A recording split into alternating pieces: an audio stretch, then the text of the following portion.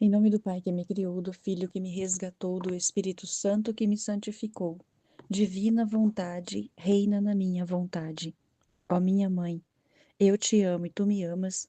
Dai-me um gole da vontade divina, a minha alma.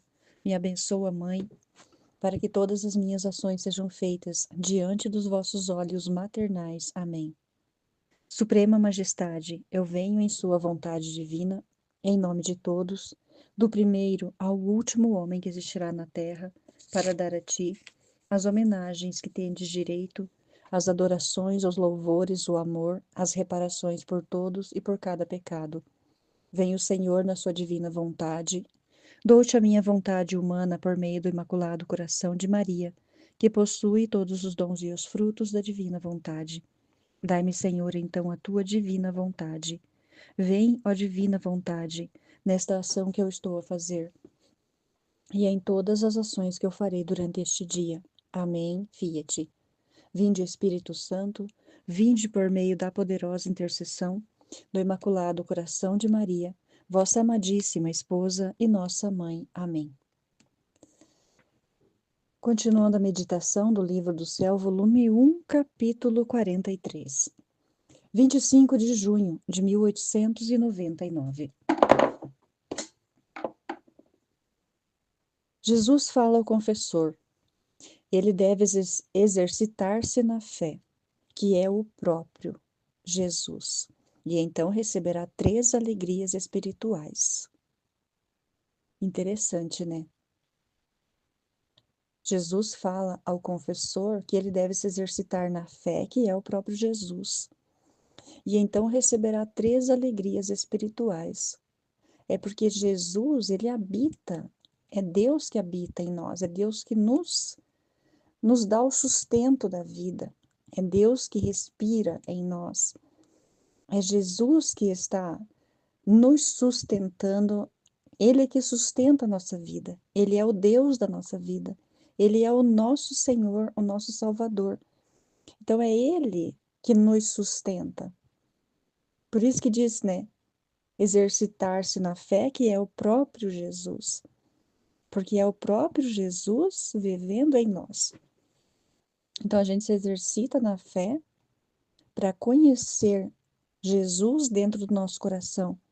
Esta voz que fala dentro do nosso coração, Jesus faz-se conhecer através da fé. A gente acredita no que Jesus está colocando dentro do nosso coração.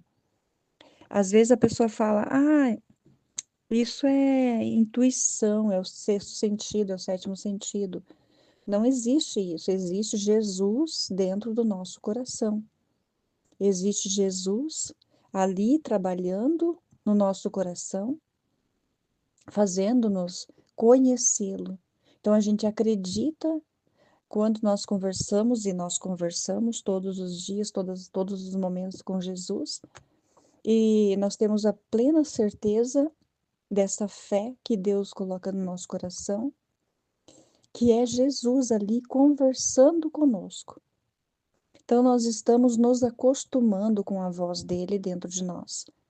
Porque quando a gente for para o céu, que eu tenho plena certeza de que nós vamos para o céu, para quem está íntimo de Deus, já está conversando com ele, já tem essa intimidade, vai direto para o céu, ela não vai precisar passar pelo purgatório.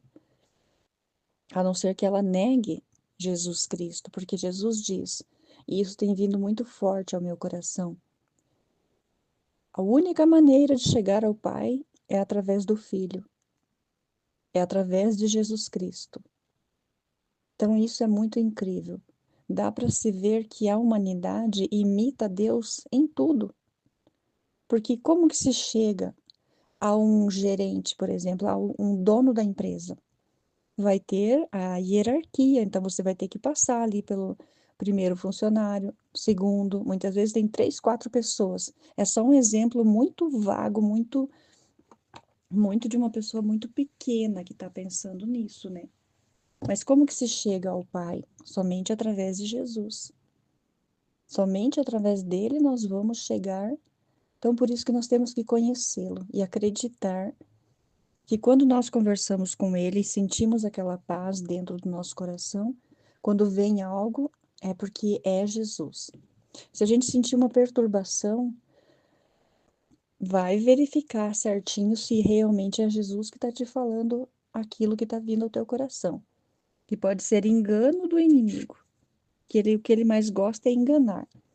Mas o que Jesus gosta é de ver a gente compreendendo e tendo fé nele, no que ele nos diz, no que ele vem trazer ao nosso coração. Continua Jesus a ver-se, a fazer-se ver, esta manhã, de vez em quando, participando-me um pouco de seus sofrimentos, e às vezes via o confessor com ele. E como me havia dito que rezasse por certas necessidades suas, vendo-o com nosso Senhor, comecei a rezar e a fazer para que lhe concedesse o que ele queria. Que interessante também aqui, né? Tudo é interessante no livro do céu, tudo é maravilhoso. Jesus continuava a fazer-se ver de vez em quando. Então, não tem aquele momento em que Jesus, ele deixa-se ver pela gente. Então, muitas vezes, ele está tão descrito no nosso coração que a gente vê claramente que o que ele está falando conosco é ele ali falando. É ele dizendo: minha filha faz isso, meu filho faz aquilo. Pode perceber que a gente vê ele claramente muitas vezes no nosso coração, só que muitas vezes também está obscuro, porque ele quer provar a nossa fé. Ele quer ver você. Vamos ver se você tem realmente fé em mim. É o que Jesus vem dizer. Será que você tem fé? Você acredita que eu sou o teu Deus? Então, muitas vezes ele vai trazer provações também e vai se esconder de nós, para ver se a gente realmente confia nele, né? Enquanto eu lhe rogava, Jesus, todo bondade, se dirigiu ao confessor e lhe disse. Então, a Luísa, ela estava pedindo aqui por uma necessidade do confessor. Aí Jesus se dirigiu ao confessor. Quero que a fé te inunde por toda parte. Olha que legal. Como aquelas barcas que são inundadas pelas águas do mar.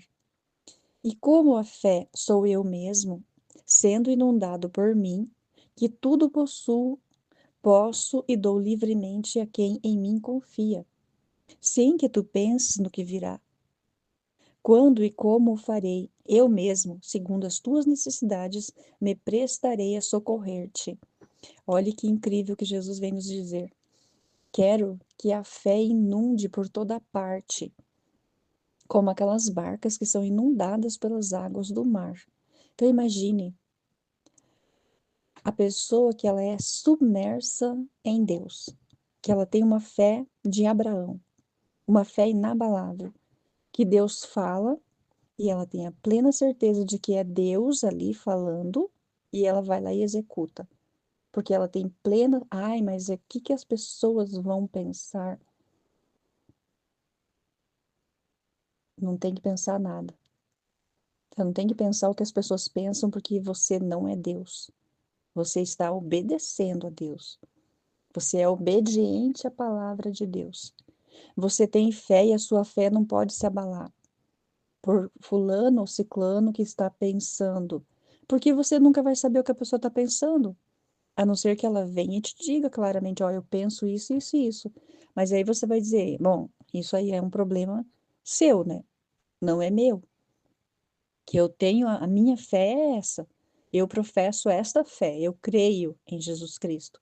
Eu creio e estou submersa como eu estivesse mergulhada dentro do mar, mergulhada na fé, que é o próprio Jesus, mergulhada então em Jesus, inundada por Jesus, que Ele que possui tudo, né?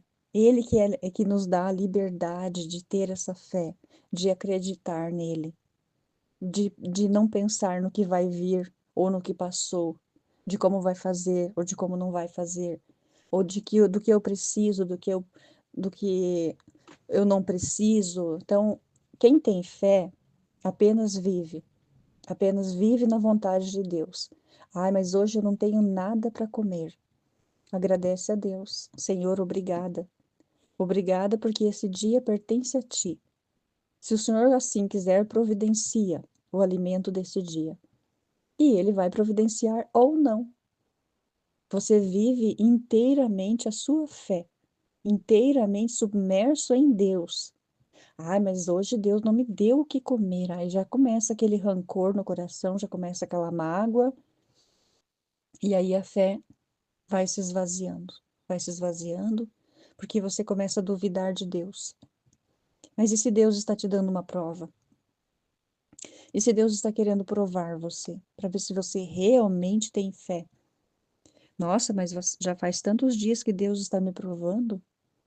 Nossa Senhora passou a vida inteira na divina vontade.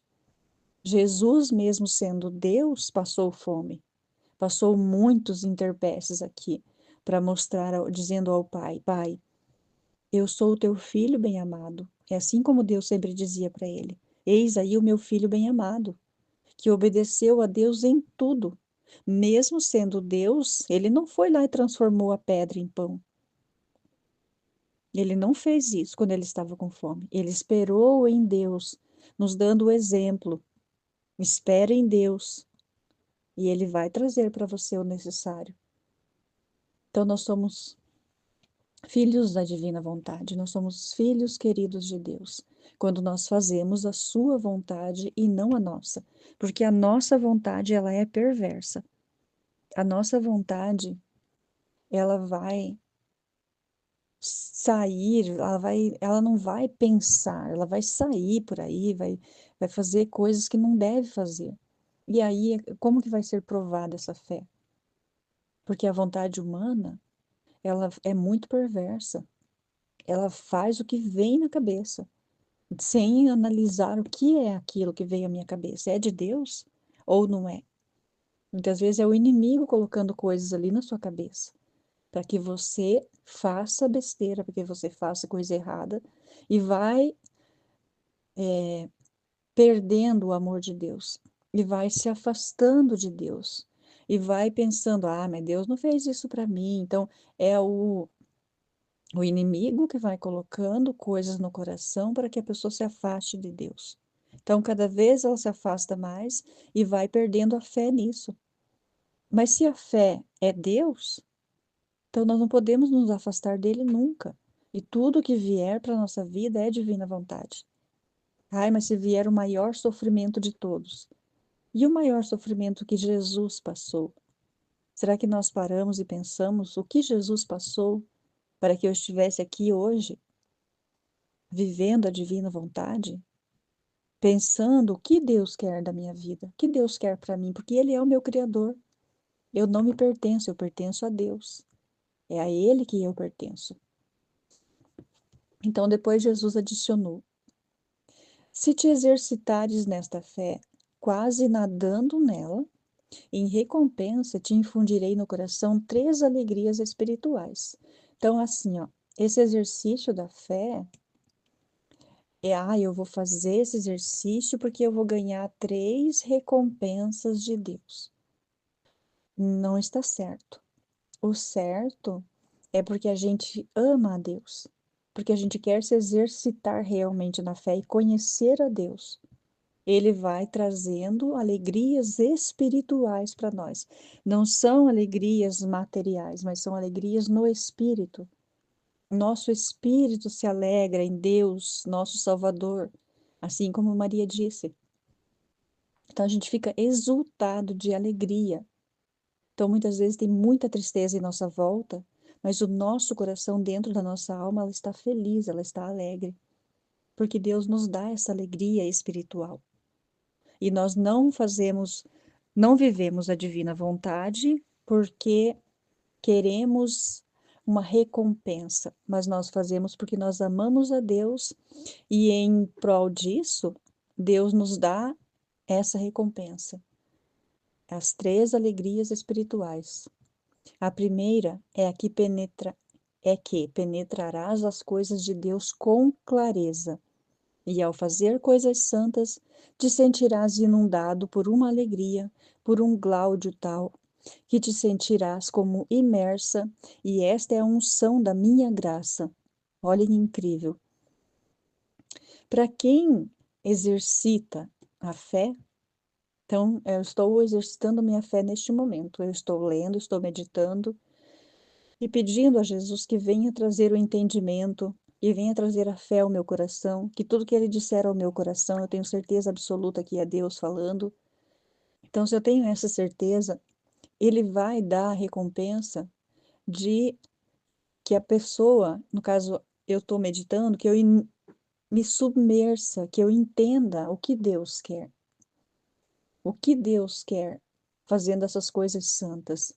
Penetrar com clareza no que Deus quer. Então, Deus vai dar a clareza do que Ele quer para a nossa vida, para a nossa alma. O que você está falando? É isso que eu quero que você fale. É isso que Deus vai fazer. Vai nos dar o entendimento da palavra que nós estamos lendo. Porque nos livros, na maioria dos livros, tem o que está entre linhas. O que está entre linhas? É o pensamento de quem está tentando colocar naquele livro ali algo mais profundo. Então, sempre vai ter as entrelinhas em tudo que a gente lê, porque a pessoa não vai conseguir passar exatamente o pensamento dela. Mas quando ela passa esse pensamento num caderno, num livro, ela vai ter ali algo que ela quer passar para a pessoa. Então, Deus vai dar esse entendimento do que significa aquilo ali que a pessoa está lendo, o que quer dizer aquilo ali. Porque a gente pode ler um livro inteiro e chegar no final deste livro e não compreender o que Deus quis dizer para você sobre aquilo ali. Então, só ler por ler não faz sentido. Então, você tem que entender o que está ali, o que o autor quer dizer. O que Jesus quer dizer para nós neste livro do céu? Por que que ele veio trazer o livro do céu? Por que ele veio trazer o evangelho que me foi revelado por Maria Valtorta? Por que ele veio trazer a mística cidade de Deus? Porque ele trouxe o livro Apelo ao Amor. Então, ele vem de várias maneiras, de várias formas, nos ensinando, né, o como viver a fé, como acreditar em Deus. Então, ele nunca desiste, ele sempre vai trazer, de alguma forma, para a gente compreender o que ele quer da humanidade, no seu querer. E o querer de Deus, ele acaba submergindo no nosso, nós vamos aderindo a Deus, como que penetrando em Deus e sendo um só. E chega um momento que a gente não quer mais viver a nossa vontade, porque a gente vê que a nossa vontade não é boa, que o que é bom mesmo é a vontade divina, é a vontade de Deus. Então, este é o primeiro modo. O segundo é um aborrecimento das coisas terrenas e sentirás em teu coração alegria pelas coisas celestiais. Interessantíssimo, né? O aborrecimento, porque não tem mais prazer de viajar, não tem mais prazer de ficar comprando. A gente compra o que é necessário, o que precisa. Não vai ficar ali o tempo todo, eu preciso comprar tal coisa. E comprou por comprar e por receber, e pronto, recebi, tá. Não tem mais este prazer. E nenhum outro. O do nosso prazer, ele é estar em Deus. O prazer é pelas coisas de Deus, pelas coisas celestiais. A nossa alegria, o nosso coração, ele vai se alegrar somente com o que é do céu, e mesmo que a gente não conheça, mas a gente sente uma saudade daquilo que é celestial, daquilo que é de Deus. O terceiro é um desapego total de tudo. E onde antes sentias inclinação, sentirás um incômodo, como há tempos estou infundindo em teu coração, e já o estás experimentando. Então, olha que interessante. Uma coisa se funde com a outra. Então, são três coisas que Jesus diz aqui, que se nós exercitarmos a nossa fé, quase nadando nela, nós vamos ter a recompensa, que te infundirei no teu coração três alegrias espirituais. Então, a primeira é penetrar as coisas de Deus com clareza. A segunda é um aborrecimento pelas coisas terrenas. E o terceiro é o desapego total de tudo. Eu diria que de tudo e de todos, porque a gente desapega realmente de tudo que é terreno e de todas as pessoas. A gente percebe assim: ah, eu tenho uma amiga que vive me ligando, vive me mandando mensagem todos os dias. Aí você olha e fala: mas é necessário isso? Não é, né? Então, desapega, né? Desapega dessa pessoa que está todos os dias, bom dia, boa tarde, boa noite. É desnecessário. Eu acho necessário assim, passou um mês, dois, longe. Oi, amiga, tudo bem? Como é que você está? Beleza? Beleza, ok. Você não vai ficar apegado àquela pessoa querendo mandar mensagem todos os dias. Ou às coisas materiais, a compras, a casa. Tem que desapegar-se de tudo. E o nosso coração se inclinar para as coisas celestiais, para as coisas de Deus. E por isso teu coração será inundado pela alegria que gozam as almas totalmente desapegadas, que tem seu coração tão inundado de meu amor, que das coisas que as rodeiam externamente não recebem nenhuma impressão. Então, nada que acontece à nossa volta vai trazer alegria.